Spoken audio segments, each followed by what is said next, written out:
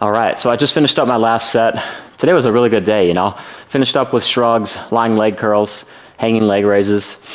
You saw the shrugs, you didn't see the leg raises, you didn't see the leg curls, but you saw everything else. I think today I want to talk about how to build a high quality posterior chain day, which is calves, hamstrings, glutes, spinal erectors, traps, all those muscle groups that form that chain, basically from your ankles to the base of your neck on the back side of your body, just right up the middle. And these are super important muscle groups to grow and to strengthen. They have huge qualities for a symmetrical physique. You know, they're really necessary. You can't have a symmetrical physique without building up the back side of your body. You might not see it in the mirror all the time, but everybody else sees it. Like, it's there. It's part of your body. It's a huge part of your body. You also don't want those strength imbalances between the back side of your body and the front side of your body. All that's going to do, it's going to lessen or decrease the integrity of your joints, like knee joints, hip joints, and it's going to cause a higher likelihood of injury. And that's just going to happen because there's that strength imbalance. You know, you have a really strong muscle group on one side of a joint, really weak muscle group on the other side of the joint.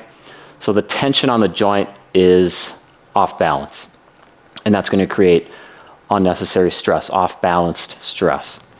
So there's definite reasons for building up the posterior chain.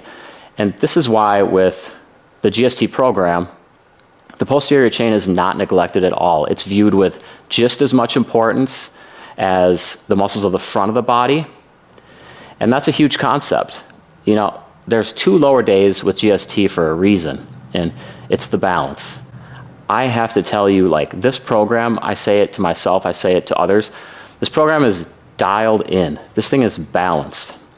And that's a key for training longevity and just feeling good week after week and year after year when you're using this program.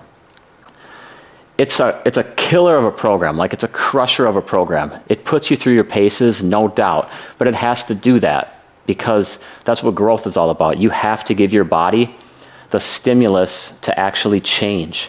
Just doing things that it's comfortable with, no, that's not where it's at. You have to do things where your body is not comfortable. Go through times, harsh times, trauma, things like that. Those are things that make you excel and grow. So growth stimulus training, I mean, it's in the name. That's why it's called that, GST, growth stimulus training.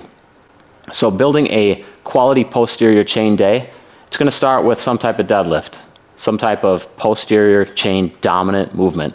Deadlifts just fit that bill so nicely. So you're going to always see me doing like some type of variation on the deadlift, whether it's trap bar, Romanian, conventional with a straight bar, sumo, just something like that, some compound movement. It has to be compound. And then we're going to keep going with a couple more compounds. One's going to be for the posterior chain again. One's going to be for the anterior leg, so quad focused movement. And I just do that so you get twice weekly frequency. The other leg day is a squat focused day. That's a quad focused, anterior leg focused day with some posterior popped in the mix, again for twice weekly frequency. So like today you saw good mornings. That's another posterior chain compound, highly effective at building the glutes and hamstrings. And then you saw the dumbbell deficit reverse lunges. That's the anterior leg focused compound, quad focused, again, highly effective at building the quads, but that one also gets the glutes in the mix as well. And it does activate the spinal erectors and the traps, because you're holding dumbbells. It's great for forearms as well.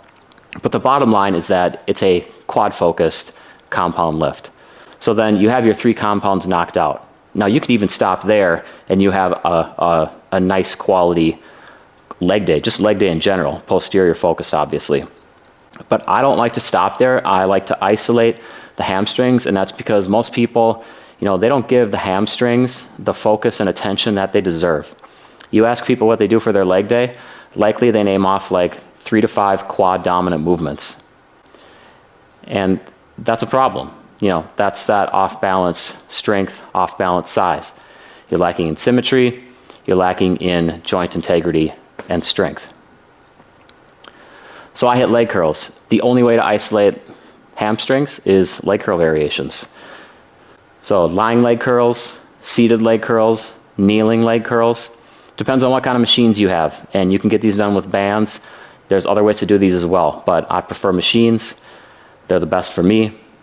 It's easy to add weight. You can know exactly how you're progressing in your progressive overload scheme, whatever that may be. Leg curls just work great. Then we're gonna work towards calves. Remember, this is from ankles to the base of your neck, so calves are a big part of that. You're gonna do a seated variation or a standing variation. A bent leg variation is the seated variation. It's not like sitting on a leg press with straight legs. It's an actual seated leg or seated calf raise machine, sorry. Because you want that bent knee calf raise activation because you want to work the soleus muscle. That's the lower half of your shin, really. It's that bottom calf muscle that inserts down by the ankle. And then you want some straight leg calf work as well, like a standing calf raise machine, leg press calf raise with straight legs. That's going to work those bigger up top gastrocnemius muscles. Those are the bulk of the calves. Some people have those really high up on their calves. Like you see a lot of NBA players with that, honestly. And to me, people that have that, like that higher calf insertion of the gastrocnemius, seems like they are really able to be explosive and jump really well. I've definitely noticed that. I think it's a real thing. And I think it has to do with the length of the Achilles tendon, personally. Longer tendon, I feel like it can generate more force, more spring, and that person can pop up.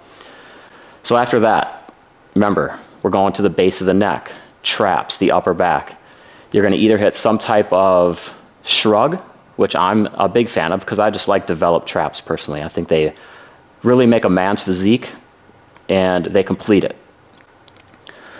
But you can also do something like a face pull or a rear pec deck fly where you're just working the upper back in general, the rear delts, the traps, and that's great too. What I like to do often is I'll do a shrug movement on one of the GST lower days, and then I'll do like a rear fly or face pull movement on the other GST lower day. So I get that mix. Again, balanced, dialed, variety, mental engagement. It's why the program provides success for the people that are on it. After that, I like to add abs on the 2 lower days. So I'll just throw one ab movement on the end of each lower day. I'm not a huge proponent of super high volume ab work. From a physique standpoint, you don't really want your abs to get huge. You want your waist to stay slim. So I don't try to go high volume on abs. I'm not trying to really grow them. I want them to be strong, but I'm not trying to give them all these sets per week where a lot of growth is stimulated. I don't want that to happen.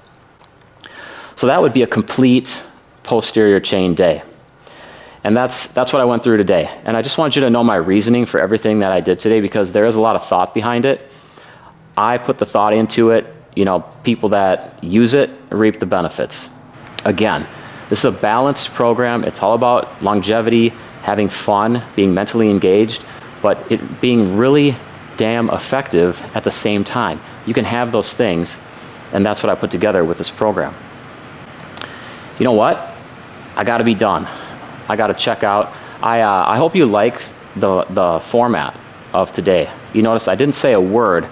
I told myself I'm not going to say a word during any of the sets because I want to try the format where I come back later and I do the voiceovers, provide form tips, and try to speed up this process of getting my workout in, getting film in, and still providing you with a, like a shit ton of value. That's what I'm trying to do here. So let me know if you like the format. Let me know if you learned something new from my explanation of why this posterior chain deadlift-focused day is set up the way it is. Honestly, I'd love to hear from you. I'm going to go and eat. I'm going to wait for you to reply, all right? Hopefully I can talk to you in a little bit. I'll see you later. Bye-bye.